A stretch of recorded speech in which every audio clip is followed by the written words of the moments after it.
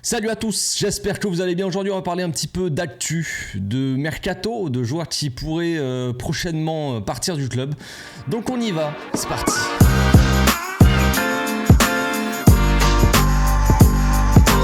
Au passage, n'hésite pas à nous rejoindre si c'est pas encore fait et à partager la chaîne autour de toi, ça fera plaisir à tonton. Moi j'espère que tout va bien pour vous, tout va bien par chez vous. Il y a des nouvelles qui ne feront pas plaisir à certains évidemment, mais comme vous le savez, Kessié est sur le départ. Kessié va probablement partir du Barça après une saison plutôt moyenne, je dirais, assez mitigée, même si ça n'a pas été, ça a été loin d'être catastrophique. Je sais que si on dit directement, si je vous dis Kessié a fait une saison moyenne, vous allez me dire ouais mais Marcos Alonso, Eric Garcia, Ferran Torres, je sais, mais encore une fois ça n'a aucun rapport, mais on y reviendra quand même dans cette vidéo parce que beaucoup associent le départ de Kessié à Ferran Torres qui reste, comme si ça avait un rapport. Pas du tout le même poste, pas le même profil, rien à voir en fait, tout simplement. Mais bon, que voulez-vous, c'est comme ça. On pourrait dire aussi que Nico Gonzalez est parti parce que Kessié est resté, mais non, ça on ne voudrait pas l'entendre évidemment, j'imagine bien. Donc Kessié va partir du club après une année où il a apporté certaines choses quand même. Il a été décisif dans la course au titre aussi, avec des buts contre le Real Madrid, on n'oublie pas. Je l'ai déjà dit, on n'oublie pas non plus ce qu'a fait Kessié, mais c'est en termes de profil. Moi je pense qu'il y a problème.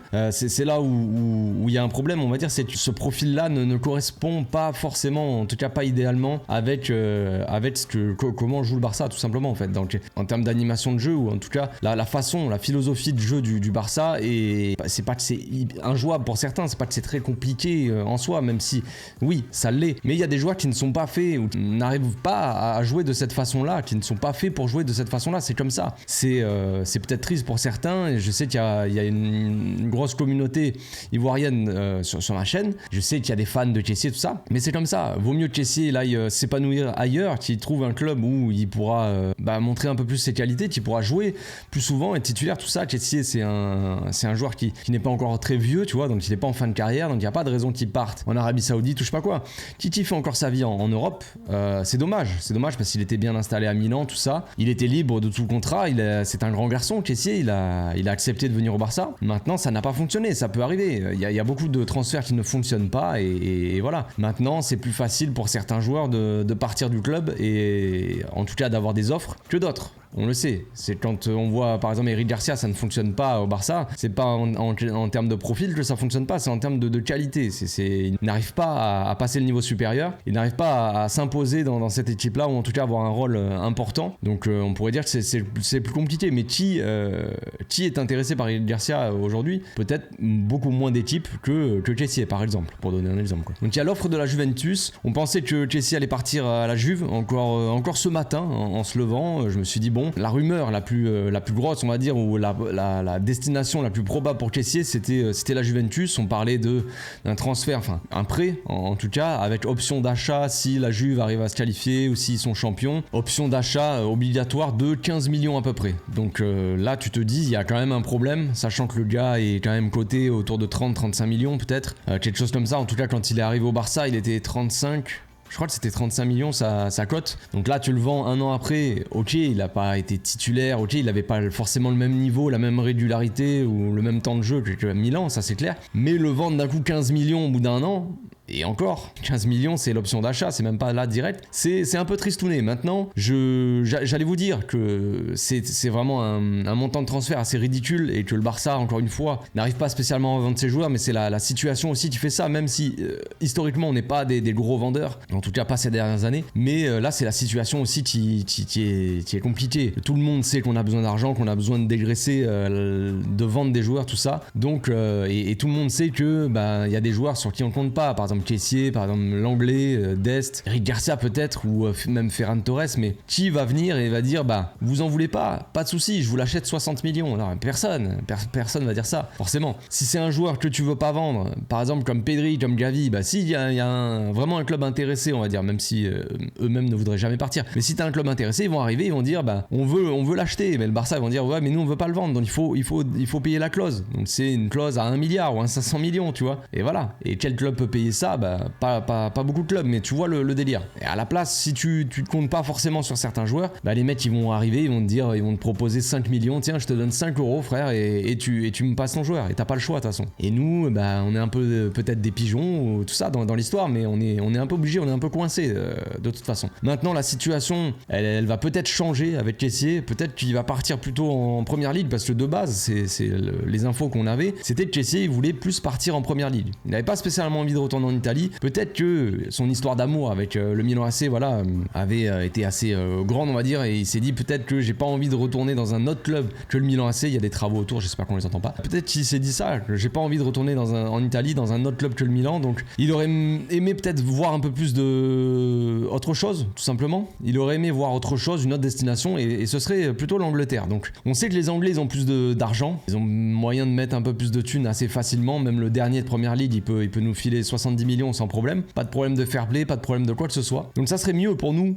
peut-être pour Kessié aussi, si lui il a envie de partir en Angleterre, qu'un club anglais arrive comme ça, débarque et nous file de la thune, tout simplement. On sait que par exemple, c'est pour donner un exemple, mais on sait que Jorge Mendes est un ami de Laporta, il travaille de près, je sais plus exactement quel poste il a, mais pour Wolverhampton. On sait que Ruben Neves est parti de Wolverhampton. Est-ce que Kessié à Wolverhampton c'est possible? Est-ce que ça serait bien pour le joueur? Je ne sais pas. Forcément c'est pas un club comme le Milan AC, comme le Barça, donc je sais pas trop. J'ai pas entendu de nom concernant les clubs anglais qui seraient intéressés par Kessié, mais voilà. S'il y a moyen de le vendre un peu plus cher, si on a moyen parce que 15 millions de la Juve, on sait que la Juve, pareil, c'est limite un club ami, on va dire, s'ils sont mis dans la Super League avec nous, tout ça, donc on arrange un peu tout le monde. Il y a déjà eu des affaires avec eux, Pjanic, Arthur, tu connais un peu l'histoire. Donc ils voudront pas, eux non plus, ils sont un peu en galère de thunes, ils voudront pas mettre beaucoup d'argent. Si un club anglais arrive et met 30 millions, rien que ça déjà, ça serait quand même une belle affaire pour Kessié. On sait que concrètement, de toute façon, hein, on sait que en termes de profil, je l'ai dit tout à l'heure, c'est compliqué. Kessié il a pas réussi forcément à s'adapter. Xavi il a testé en double pivot, c'était pas fou. Il a testé avec dans un rôle un peu plus offensif, peut-être aux côtés de Pedri ou à la place de Pedri, parce que Pedri était blessé encore une fois, on le sait. Mais Kessié pour moi c'est pas un joueur qui va t'apporter énormément à la création, la créativité proche de la surface, qui va débloquer sur une passe, même si c'est un très bon joueur, qu'il est technique, qu'il est puissant, qu'il a quand même une bonne qualité de pied, il fait des bonnes frappes quoi. Mais c'est pas un joueur vraiment pour moi très créatif. Pour moi de base c'est voilà, il doit jouer dans un double pivot. C'est comme ça qu'il jouait au Milan, c'est comme ça qu'il était bien, mais au Barça c'est un peu différent. C'est comme je l'ai dit, de toute façon je l'avais dit quand Kessié il est arrivé, le Milan c'est pas le Barça. Le Milan est peut-être un grand club, oui c'est bien, mais il joue pas du tout de la même façon. C'est pas une question de standing de club, il a réussi au Milan, il peut réussir au Barça. Ça n'a rien à voir, le Barça ne joue pas du tout de la même façon. Et ça, comme je l'ai dit tout à l'heure, certains joueurs ne peuvent pas peut-être ou n'arrive pas à s'adapter à cette façon de jouer. Donc en double pivot, on sait que Xavi c'est le coach, donc voilà, il décide. Il veut un joueur comme Frenkie, on va dire, un double pivot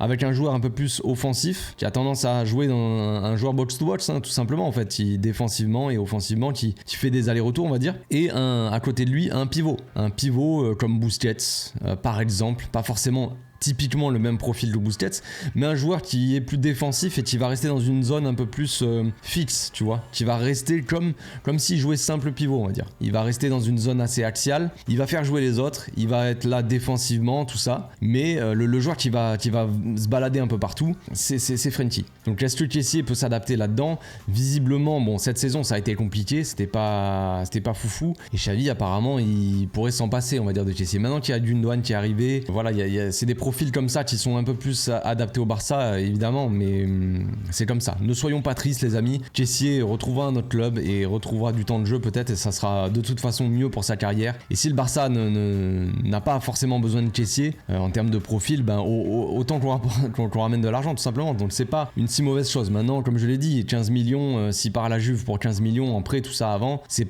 vraiment pas parfait quoi. C'est vraiment pas parfait. Après le joueur est arrivé libre, dans tous les cas tout ce qu'on prend pour lui c'est du bonus on va dire, même si forcément il faut essayer de le vendre à un minimum à un prix raisonnable. On va pas le vendre 5 millions juste pour amasser 5 millions, c'est un peu ridicule, mais voilà, ça serait bien de le vendre une trentaine de millions à peu près, ça serait correct pour moi. Autre joueur qui est sur le départ aussi, c'est Nico, autre milieu de terrain, donc on va avoir Nico en moins, même si bon, on l'avait pas la saison dernière, mais Kessié aussi, donc ça fait deux milieux quand même qui vont probablement partir. Nico lui il serait attendu à Porto, actuellement il est à Porto, il attend. Il attend que ça soit officiel. Il y a Deco, je crois, qui est parti à Porto pour histoire de travailler un peu sur le dossier. Ça sera une vente normalement. Ça sera une vente, je m'en souviens plus du tarif, du montant de la vente, je crois que c'est autour de 15 millions aussi. Donc ça c'est un peu plus dommage, j'ai envie de dire. Nico c'est un profil Barça, hein, concrètement, il a été quand même formé au club, donc pour le coup il aurait pu être utile et rentrer dans les plans peut-être de Xavi. Maintenant c'est comme ça, on sait pas ce qui se passe, c'est-à-dire que si le joueur a envie vraiment de jouer régulièrement, et si Xavi lui dit,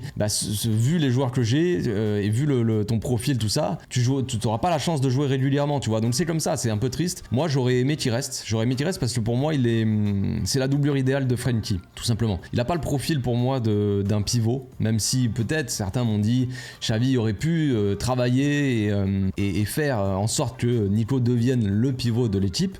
Peut-être, mais on n'est pas non plus dans une situation où Xavi doit former tous les joueurs, et tu vois, parce que beaucoup prennent l'exemple de Guardiola. Ouais, Guardiola lui il fait des tests, mais Guardiola il est une équipe, frère. Il n'a pas une équipe en reconstruction, Guardiola. Et quand il était au Barça, Guardiola, il n'avait pas non plus une équipe en reconstruction. Il avait Messi, Iniesta, Xavi, Busquets. Il avait que des joueurs de la Masia, que des joueurs qui ont joué pendant 10 ans ensemble. Donc je veux pas trouver d'excuses à Guardiola. Ce qu'il a fait, c'est génial au Barça. Guardiola pour moi est le meilleur coach de tous les temps. Mais prendre exemple sur Guardiola pour dire lui il a changé les postes de machin, ça n'a rien à voir.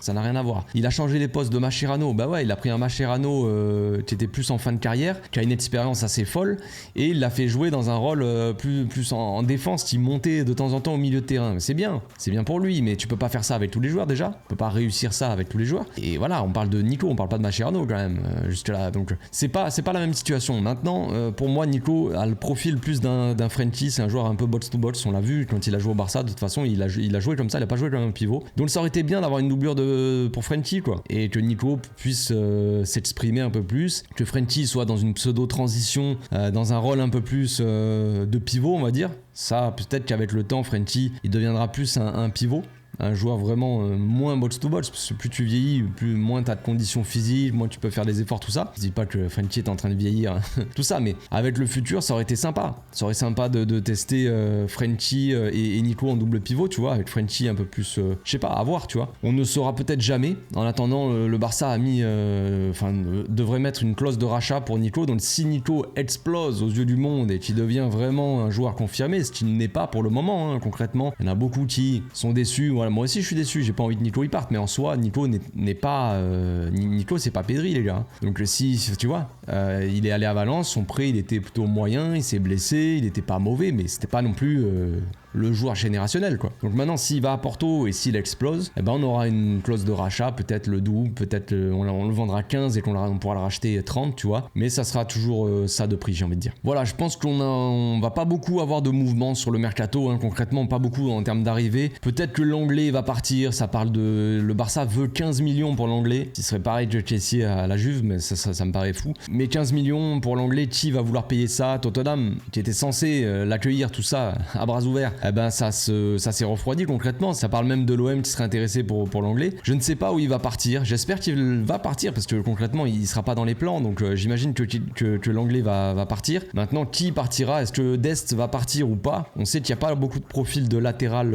offensif entre guillemets, donc c'est possible. Si on n'arrive pas, si on n'a pas les finances pour aller chercher un latéral droit, on va dire avec un profil plus offensif, c'est très probable que Dest reste au moins un an au club, tu vois, dans un rôle de doublure, quoi, tout simplement. On sait que Koundé devrait avoir le rôle qu'il a eu la saison dernière, latéral droit. Je pense que ça va se passer comme ça. Je pense que Koundé sera titulaire à droite, et puis ça sera pas plus mal, puisqu'on reste quand même la meilleure défense d'Europe avec Koundé à droite. Donc si on a Koundé à droite encore une fois cette saison, pas non plus la fin du monde. Vu que le Barça, on peut s'attendre à très peu d'arrivées, de nouvelles arrivées. Ça parle forcément, il nous faut un autre milieu, un profil plus créateur, tout ça. Ça parlait de Lo Celso, ça parlait de Bernardo Silva, ça parlait de gens comme ça. Je sais pas si on pourra aller chercher quelqu'un à part un mec gratuit, en fait, un mec libre. Donc ça va être compliqué. Ça parle d'un latéral droit aussi, mais c'est compliqué. Il faut vendre des joueurs, il faut avoir des rentrées d'argent, libérer un peu de masse salariale pour pouvoir aller chercher des joueurs comme ça. Donc si jamais on n'arrive pas à vendre, ce qui est très probable quand même, c'est possible que le Barça se penche sur les joueurs de la Masia. Les deux joueurs en fait où il y a des très bons échos, c'est Mikayil Faye et Fermin Lopez du Barça B, quoi, de la Masia. Donc Fermin Fermin Lopez, il avait été prêté à Linares, club de division 2 je crois espagnol, et il a fait un très bon prêt, très bon, pas mal de buts et de passes décisives, très important.